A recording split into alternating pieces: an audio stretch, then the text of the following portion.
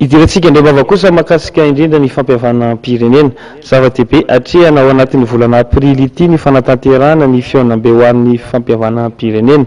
Mikasika izay indrindra dia naneho ny heviny ny jeneraly Rahoelina Jean Herniaine izay anisan'ny gadra politika nahazo famelan-tsazy avy amin'ny filoham-pirenena ny faran'ny taona 2014 lasa teo iny.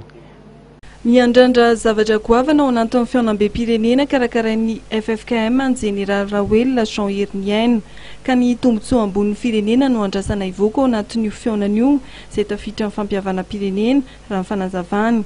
Izy izay anisan'ny gadra politika nahazo famelan-tsazy avy amin'ny filoham-pirenena amin'ny faran'ny taona 2014 teo. Izy angambany tsy dia rena tsy dia hoe mahavictime zay no jerevana azy. Iveraka majerena mba sehatra ambonimbony kokoa le izy.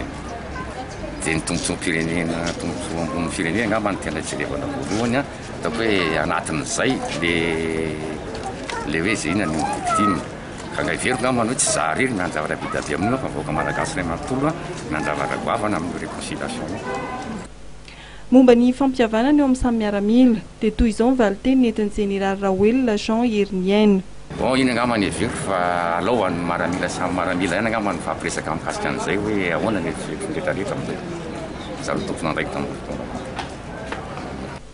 Ny 2020 aprily ho avy izao ary toy ny voalohan'ny volana sy ny faharoan'ny volana May ho avy izao no anatotosana ny fihaonam-be-pirenena izay karakarain'ny FFKM.